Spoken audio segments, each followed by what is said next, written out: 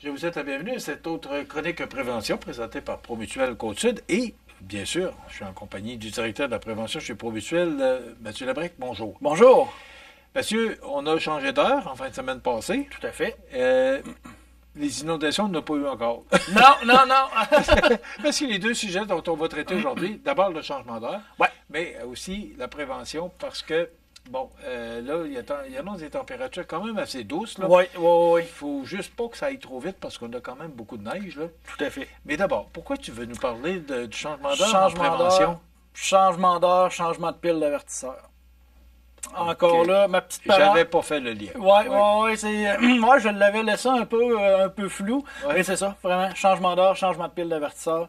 Donc, un petit peu, on change d'heure 2 fois par année. Donc, on devrait remplacer les piles de nos avertisseurs de fumée 2 fois par année. Donc, on prend pas de chance. Certains vont dire, ben ma pile est encore bonne, mais ce qu'on veut, on le sait, les maisons, les incendies vont progresser rapidement. On a de moins, vu les matériaux de construction, vu les matériaux de nos éléments qu'on a à l'intérieur de la maison, de la manière qu'ils vont brûler, qu'ils vont produire de la fumée, on n'a pas beaucoup de temps pour sortir. Donc, notre avertisseur, ce qu'on veut, c'est qu'il soit fonctionnel, qu'il agisse rapidement. Donc, à ce moment-là, on ne prend pas de chance, on change les piles. On en a parlé dans différentes chroniques. Il y a des avertisseurs de fumée qui ont des piles qui sont bonnes pour 10 ans. Donc, on s'assure de les vérifier également. On s'assure aussi qu'ils soient présents, qu'on ne l'a pas retiré pour quelconque raison. Il faut qu'ils soient là, au moins un par étage. Puis, justement, comme ça nous permet d'être en sécurité. C'est juste une petite parenthèse là, que je voulais faire en début de chronique. C'est tellement importante parce qu'il faut les changer les piles, veut pas. Parce que c'est sûr que l'avertisseur va, quand la pile est rendue à terme, là, il peut émettre un bip sonore. Un bip sonore, il ne faut pas se fier là-dessus. Non, parce que là, on est vraiment rendu à la limite. Ouais, là, si on est à l'extérieur, c'est en bas. On est sur la ligne rouge. C'est ça, on est sur la ligne rouge. Ce qu'on veut, c'est justement que ça fonctionne de manière optimale. Donc, justement, on s'assure de les remplacer. On prend pas. Ben, il n'y a pas de chance à prendre. Il n'y a pas de chance à prendre, hein? C'est notre santé. Puis souvent, ben, il y a des événements malheureux qui surviennent encore. Donc, de là, l'importance de nos événements. Là, on parle peut-être que le changement d'heure peut disparaître, là, parce que, on en parle beaucoup, puis il y a un sondage qui a été fait là-dessus. Il faudra trouver un autre système, parce que là, c'était facile. On se disait, 2 fois par année, changement d'heure.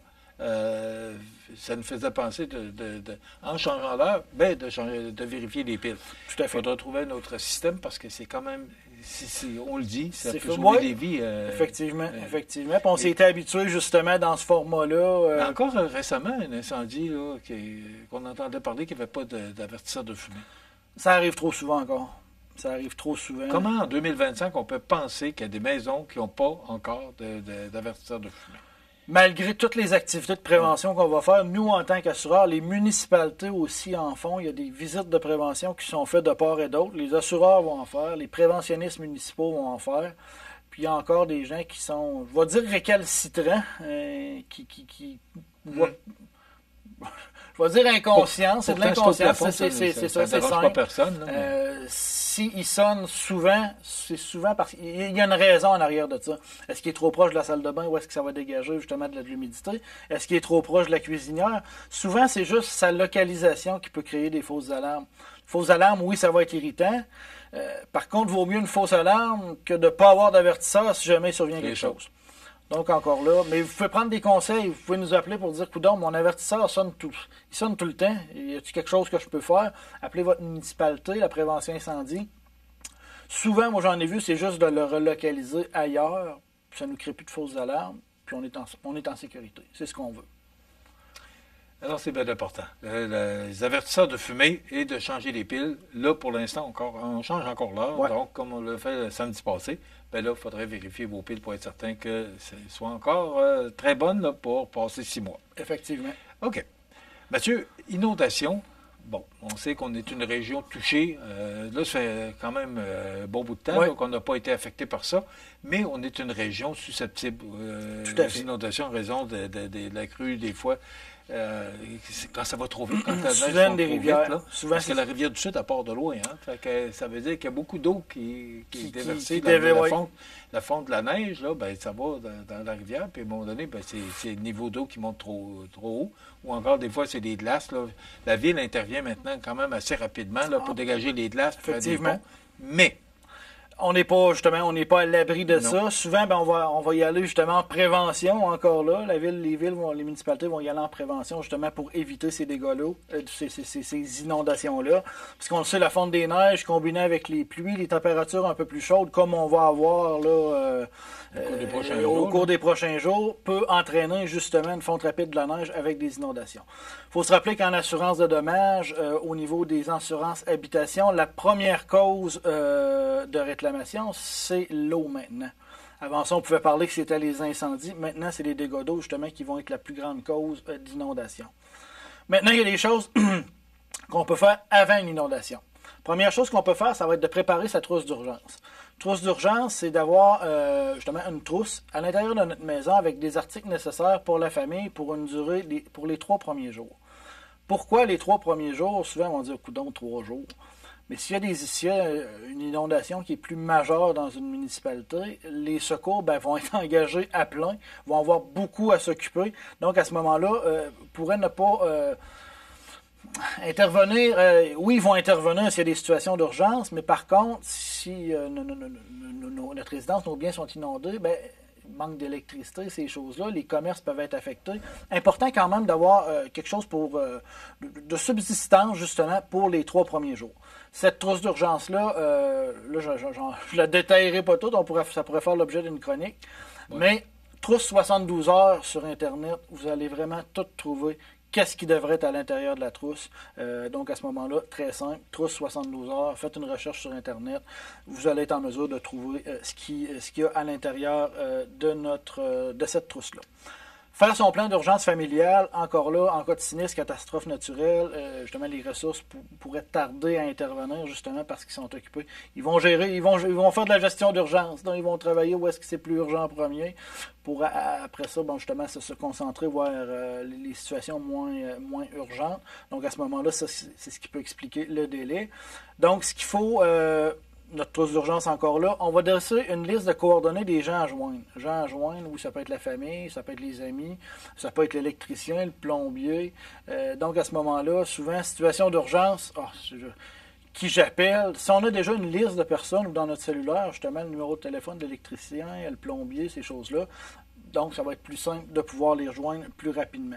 S'assurer de savoir comment couper l'eau, couper l'électricité, donc justement, savoir où est... Et pas aller la couper quand il y a de l'eau dans le sol. Là. Effectivement, on pense à notre sécurité. Eau, électricité, ça ne fonctionne pas ensemble, donc on ne met pas notre vie en danger pour aller couper l'électricité, à la limite. On appelle les secours. On appelle les secours. Parce qu'il y a des secours. Effectivement, ça va être Hydro-Québec, donc à ce moment-là, importance d'avoir ces ressources-là. On fait l'inventaire aussi de nos biens. Ça, on en a parlé déjà dans des chroniques précédentes, justement, comment faire l'inventaire de nos biens. On va s'informer aussi sur les risques liés aux inondations. On peut savoir avec l'aide de géo-inondation. Donc, on a encore là juste à faire une petite recherche. Géo-inondation, c'est une carte interactive qui permet de consulter, en fait, compte les zones inondables, savoir si notre résidence, notre commerce se trouve en zone inondable. Donc, c'est simple, site Internet à consulter. Puis à ce moment-là, ça peut nous... Peut-être qu'on le sait déjà, mais des fois, juste une petite vérification, si on n'est pas sûr, ça nous permet de voir est-ce qu'on est à risque d'inondation, puis quand cet espace-là aurait été inondé.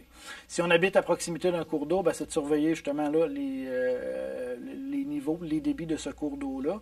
Même chose si on est en bordure du fleuve. S'assurer justement de rester attentif à ces conditions météorologiques-là pour savoir quoi faire. Petite parenthèse aussi, notre assurance habitation ou notre assurance commerciale, de ne pas hésiter à contacter son agent, justement pour vérifier ses protections.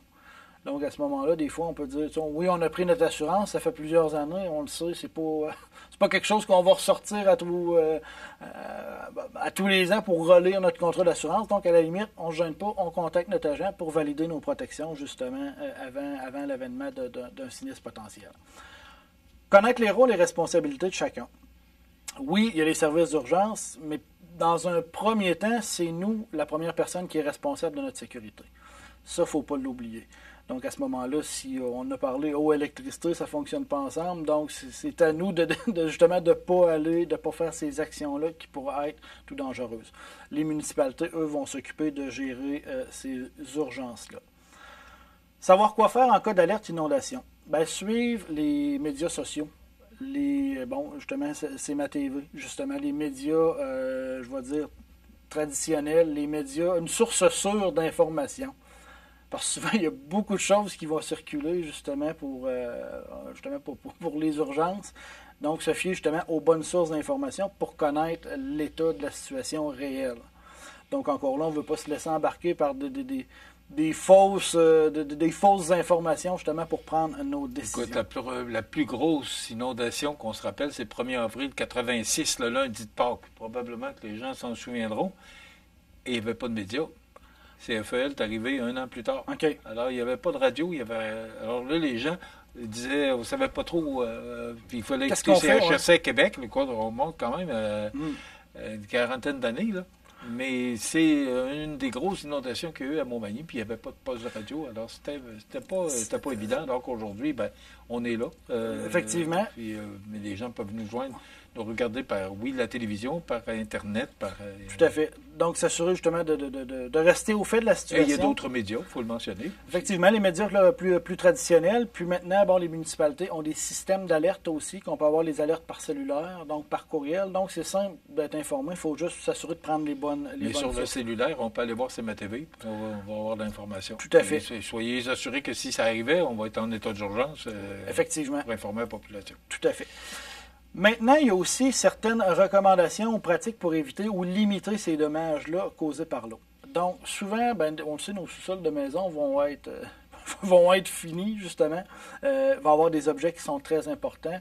Bon, s'il y a une alerte d'inondation, peut-être penser à récupérer ces objets-là, les monter d'un étage ou les monter sur des blocs, par exemple. Donc, déjà là, s'il y a une alerte, on commence à se préparer là, mentalement à... mais des fois, ça arrive vite.